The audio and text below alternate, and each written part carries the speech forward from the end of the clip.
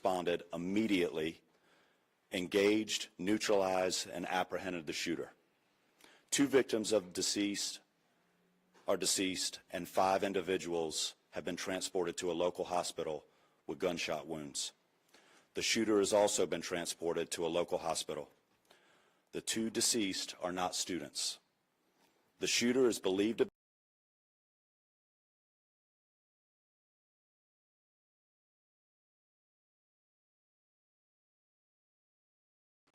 Students who need assistance can go to the Donald L. Tucker Center, where the university is providing counseling, health care, and other support services.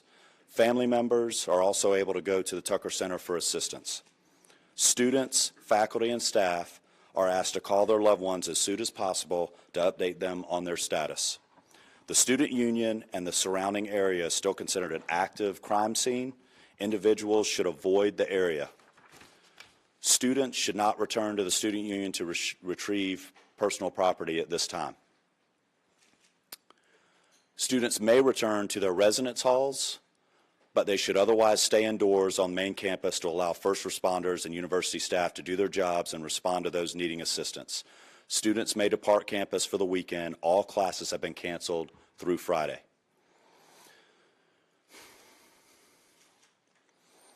Before I turn this over to Chief Revel, I want to thank all the brave men and women of the FSU PD for responding immediately to the scene. I also want to thank the responding agencies who have provided assistance to FSU today big time, including the Tallahassee Police Department, the Leon County Sheriff's Office, the Florida Highway Patrol, Leon County Emergency Medical Services, FDLE, and all other responding agencies today. We really appreciate your support. That's all the information I have at this time. We'll have additional update for you later today. Chief Revel. Good afternoon. I am Chief Revel with the Tallahassee Police Department. As the shooting occurred today, our officers, as well as every single other officer in this city and county, responded immediately to this scene.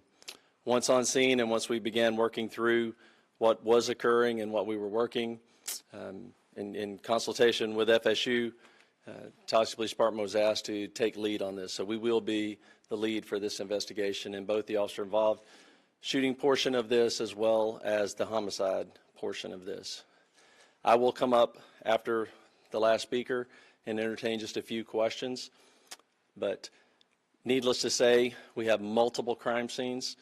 This is a very large area we're covering. We have thousands, hundreds of thousands, or hundreds or thousands of witnesses.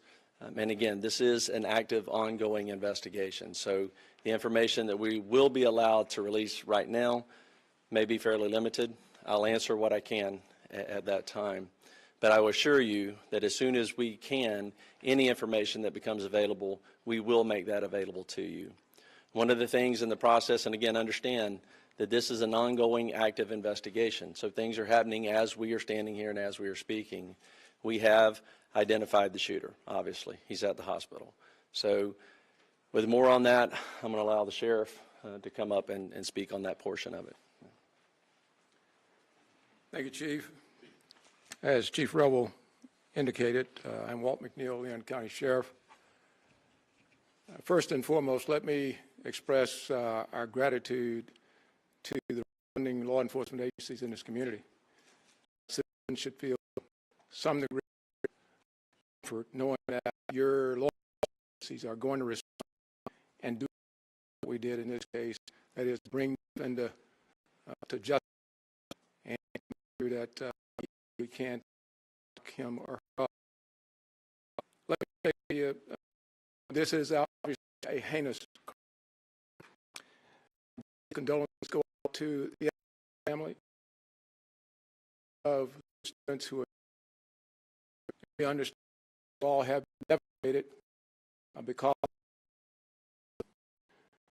as it relates to the shooter, year-old Phoenix Eckner,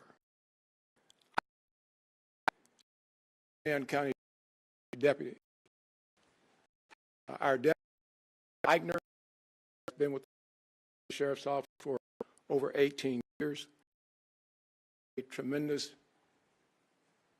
job that she's done. Her service to this community has been exceptional. Her son had access to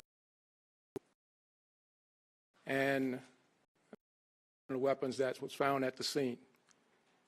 And we are continuing that investigation into how that weapon was used and what other weapons perhaps he may have had access to. The alleged shooter was also a long member of the Citizen Advisory Youth Advisory. Steep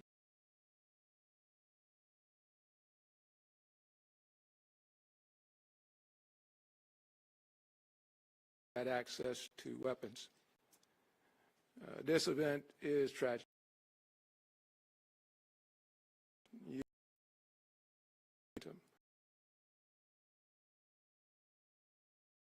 We'll take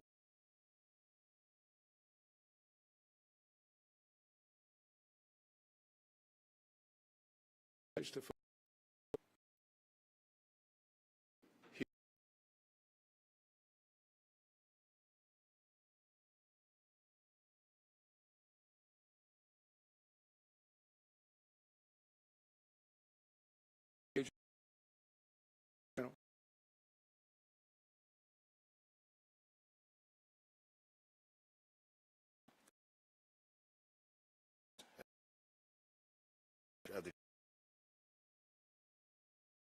with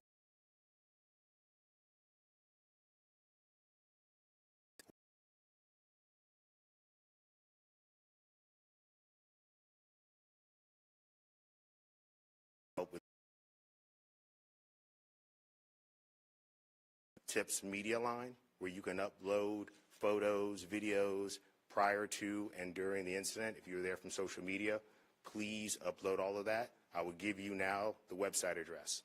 You can upload any tips to www.fbi.gov/FSU shooting. Again, that's www.fbi.gov.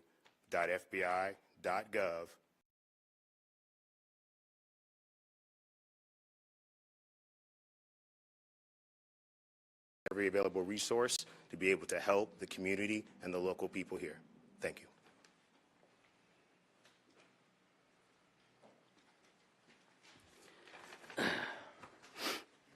Good afternoon, everyone. I'm Richard McCullough, Rick McCullough, the president of Florida State University. This is a tragic day for Florida State University. We're absolutely heartbroken by the violence that occurred on our campus earlier today. 2 have died.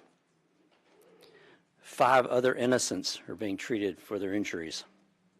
We're working to support the victims, their families, and everyone affected by this traumatic event. I just returned from the hospital where the First Lady and I met some of our students who were the victims. Our hearts go out to our students and the victims of this terrible tragedy. I have to say that our law enforcement, our FSU police officers, are absolute heroes in this regard. The call went out, someone called it in, and immediately they responded to the scene and immediately neutralized the suspect and prevented this from being a bigger tragedy. I want to thank them so much for what they do to try to keep our students safe. I want to thank all the law enforcement partners, FSU Police, Tallahassee Police, Leon County Sheriff's Department, Florida Highway Patrol, and the Florida Department of Law Enforcement, and all other responding agencies for their rapid and courageous response. I want to thank everybody that came out to visit with the students and to help us and to be here today for this press conference, and I appreciate so much the support that you're all providing to our university and to our students. We're fully cooperating with the investigation, and we defer to law enforcement as they continue their work. I'd also like to thank all the healthcare providers at Tallahassee Memorial Hospital that are treating and providing outstanding care to our victims. Right now, our top priority is safety and well-being for all the people and our campus. As it was said, classes are canceled on the main campus today and tomorrow, and all FSU athletics events on Tallahassee are canceled through Sunday. We also want to tell you that counseling and psychological services are available to students, faculty, and staff, and anyone that needs that should call 850-644-2003. We're also providing support for faculty and staff through our Employee Assistance Program. And so if you need any help, please reach out. We'll continue to communicate with the campus community as we know more. This is a deeply emotional time, but we're all here to support each other. We're going to do everything we can to support our community. We're a strong and united family, and so we'll, of all of you,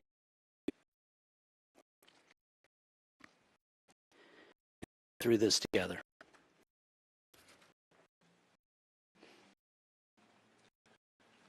All right, we will take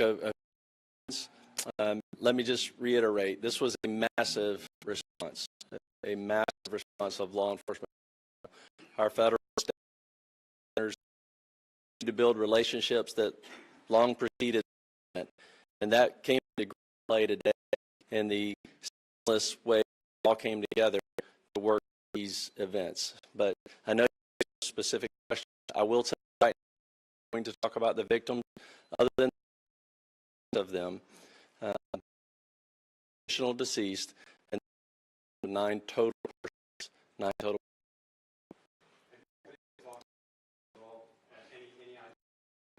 The suspect invoked his rights not. Do we know if the weapon is used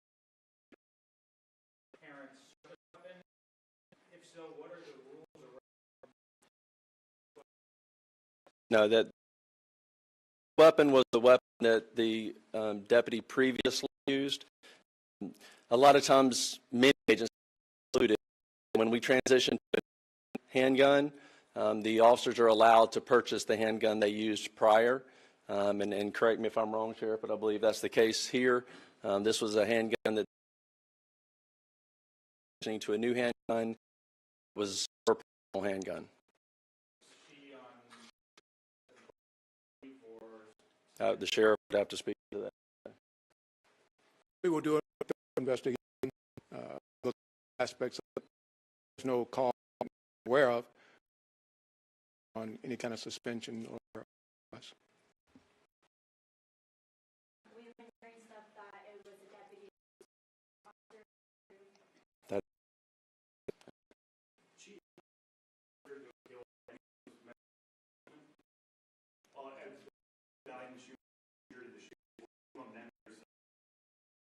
no, that's not.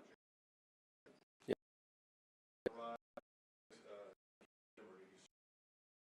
No, they challenged him and ended up, he did not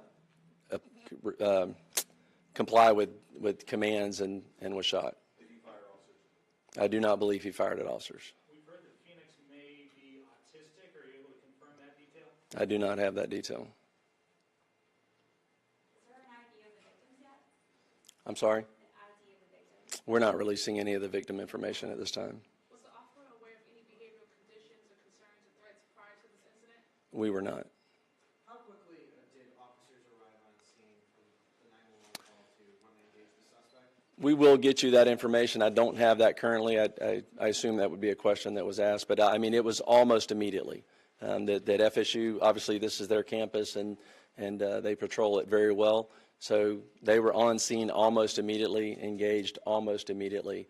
And then everyone else, again, was a massive, very quick response.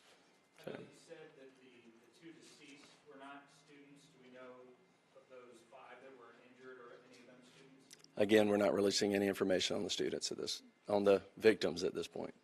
Specifically, what firearm did he use? I'm sorry? What kind of firearm was he using? It was a handgun. What kind of handgun? I don't know what type of handgun that was. It was probably a 40. I don't know. Yeah. Chief, I heard reported that a shotgun was also recovered on campus. Was that used in the shooting? We do know that he had a shotgun with him. We have not confirmed anyone was shot with a shotgun at this point. But again, that could change as we, again, there are hundreds and hundreds of witnesses, and as we piece all of this back together, information will come to light that we may not have at this point. So I do not believe so at this point. We'll take one more question.